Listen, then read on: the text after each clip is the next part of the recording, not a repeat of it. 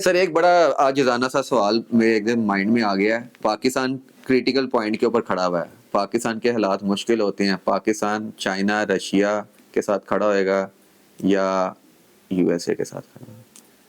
Pakistan U S A نہیں چھوڑ سکتے, چائنا کو چھوڑ دیں ساتھ کھڑا, نہیں پاکستان کی پھر یہاں پہ ڈپلومیٹک جو چیزیں وہ دیکھنی پڑیں. دیکھو اس میں پاکستان فوج کی تحریک بنتی ہے, جو بنتی ہے.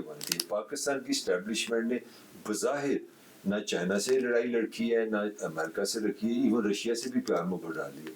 دیکھو جو کریڈٹ ہے پاکستان پہ یہ ہیٹ آئی تھی. سر فورن پالیسی ان کے پاس ہے تو نہیں جو بھی ہے یار, دیکھو اس وقت پاکستان نے انڈیا سے لڑائی کس سے لڑی ہے؟ چائنا کے ساتھ مل کے لڑی. چائنا پاکستان کے ساتھ ہے, اور آپ جا کے امریکہ میں سب سے زیادہ کے پیار محبت جس کی تعریفیں کون کر رہا ہے؟ امریکن پریزیڈنٹ کس کی تعریفیں کر رہا ہے؟ آپ کے فیلڈ مارشل, آپ کے وزیر اعظم کی, آپ کی جنگ کی.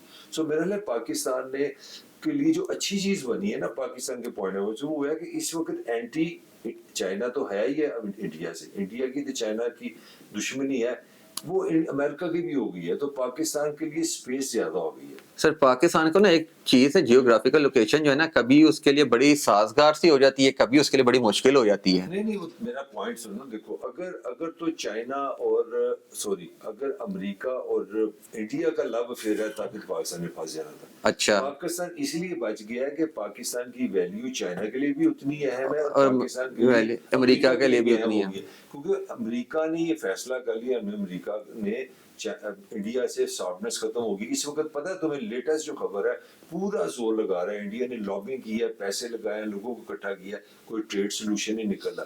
بلکہ ٹرمپ نے اون دی ادر وے کہا کہ اگر تم نے روس سے پھر تیل لیا تو ہم 500% ٹیکس لگا دیں گے, مطلب کہ ان کے لیے بھی مشکلات تھوڑی کہیں نہ کہیں کے لیے سچویشن اچھی ہے.